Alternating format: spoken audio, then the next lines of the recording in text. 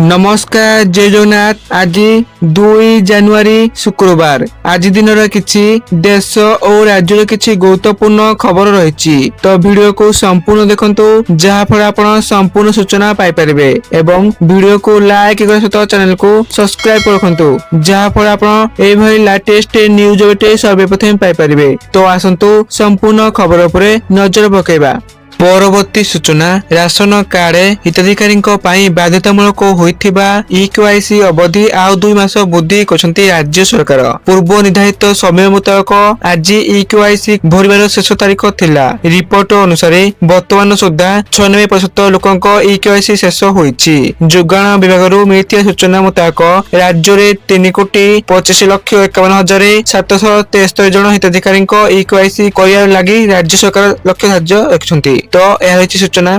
परवर्ती सूचना पीएम किसान योजना को नहीं रही बड़ बेटे। यह व्यतीत पीएम किसान सम्मान निधि योजना रे किछि गुरुत्वपूर्ण परिवर्तन कराइछि। उत्तर प्रदेश भली राज्य रे एही योजना रे लाभ उठाइबा पई एक अनान्य चाषी परिचय पत्र को एबे बाध्यतामूलक कराइछि। यह व्यतीत जदि वन्य प्राणी द्वारा फसल क्षतिग्रस्त हुए एवं 72 घंटा मध्य एक रिपोर्ट दाखल कर जाए तेबे एबे एही योजना अधीन रे क्षतिपूरण दिया जिवो। तो यह मिलछि सूचना। परवर्ती सूचना नूतन वर्ष 2026 आरंभ हेबा सहित साधारण लोकंक दैनंदिन जीवन सहित जड़ित अनेक गुरुत्वपूर्ण नियम परिवर्तन होईछि जहाँ सीधासलख सेमानक पॉकेट उपरे प्रभाव पकाइब। एही परिवर्तन गुड़िक मध्य एलपीजी गैस मूल्य ठारू आरंभ करी कार मूल्य, बैंकिंग नियम, यूपीआई सिम जांच एवं सरकारी योजना पर्यंत सबकिछि अंतर्भुक्त रहिछि। तो यह मिलिछि सूचना।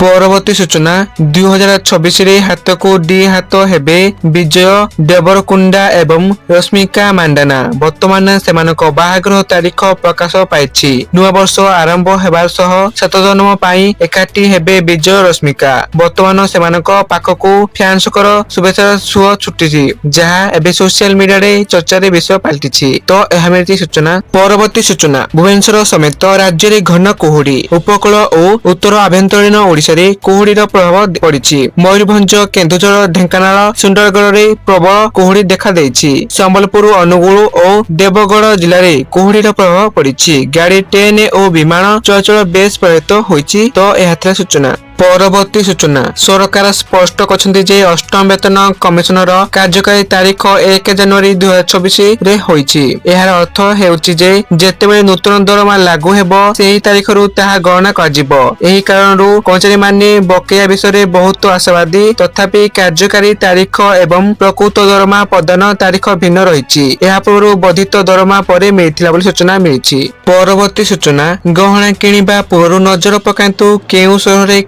रही सुना दर। तेबे जदि आपण आज सुना किणवाकू चाहते बा योजना करछन्ती तेबे प्रथमे जानियंतु आज आपण शहर रे केते रही सुना और रूपा दर। आज राजधानी भुवनेश्वर रे 24 काटे सुना दर 10 ग्राम पिछा 1,35,880 टंका रहिता बेले 22 काटे सुना मूल्य 10 ग्राम पिछा 1,24,550 टंका को छुईछि। सेही परि रूपा मूल्य किलो पिछा 2,40,000 टंका रे कारोबार आरंभ करिछि। तो एहा थिला सूचना। परवर्ती सूचना जनवरी आरंभरू एफडी, यूपीआई एवं सिम सहित जड़ित परिवर्तन बैंकिंग एवं डिजिटल पेमेंट नियमावली रे मध्य परिवर्तन लागू कराइछि। 1 जनवरी 2026 ठारू ऑनलाइन ठकेई रोकिया पाई यूपीआई एवं अन्य डिजिटल कारोबार पाई नियम कड़ाकड़ी कराइछि। सेही समय सिम कार्ड जांच प्रक्रिया को मध्य कड़ाकड़ी कराइछि। एचडीएफसी बैंक, एसबीआई एवं पीएनबी समेत अनेक बैंक नूतन वर्षरू ऋण सुध हार ह्रास घोषणा करछन्ती। तो यह मिलिछि सूचना।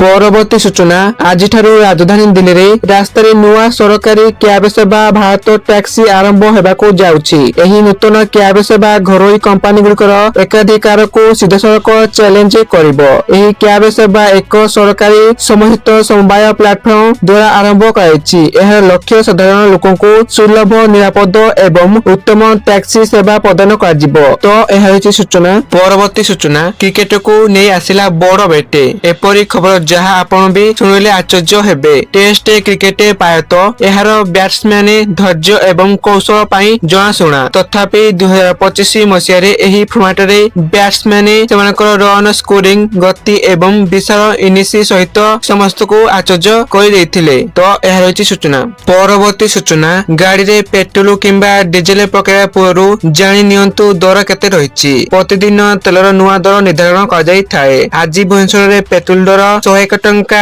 3 ପଇସା ହୋଇଥିବା ବେଳେ ଡିଜେଲ ଦାମ ପ୍ରତି ଲିଟର ପିଛା 92 ଟଙ୍କା 60 ପଇସା ରହିଛି। ତ ଏହା ମିଳିଛି ସୂଚନା। ପରବର୍ତ୍ତୀ ସୂଚନା ପ୍ରଧାନମନ୍ତ୍ରୀ ନରେନ୍ଦ୍ର ମୋଦିଙ୍କ ଏକ ପ୍ରମୁଖ ପଦକ୍ଷେପ ପରୀକ୍ଷା ପେ ଚର୍ଚ୍ଚା। ପିପିସି ଡିସେମ୍ବର 30, 2025 ସୁଦ୍ଧା ଛାତ୍ର ଅଭିଭାବକ ଏବଂ ଶିକ୍ଷକଙ୍କ ଠାରୁ 3 କୋଟିରୁ ଅଧିକ ପଞ୍ଜୀକରଣ ହାସଲ କରି ଏକ ଐତିହାସିକ ମାଇଲଖୁଣ୍ଟ ଅତିକ୍ରମ କରିଛି। ଏପରି ବିପୁଳ ସମର୍ଥନ ଏହି କାର୍ଯ୍ୟକ୍ରମରେ ବର୍ଦ୍ଧିତ ଲୋକପ୍ରିୟତାକୁ ଦର୍ଶାଇଛି। ତ ଏହା ମିଳିଛି ସୂଚନା।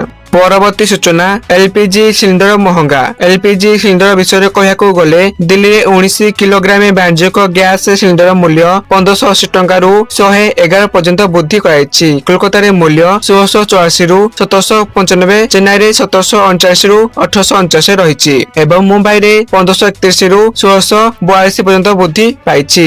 ଏହା ହୋଟେଲ, ରେଷ୍ଟୁରାଣ୍ଟ ଏବଂ ଛୋଟ ବ୍ୟବସାୟ ପାଇଁ ଖର୍ଚ୍ଚ ବୃଦ୍ଧି କରିବାର ସମ୍ଭାବନା ରହିଛି। ତ ଏହା ରହିଛି ସୂଚନା। ଆପଣମାନେ ଭିଡ଼ିଓକୁ ସମ୍ପୂର୍ଣ୍ଣ ଦେଖିଥିବାରୁ ଆପଣମାନଙ୍କୁ ଧନ୍ୟବାଦ।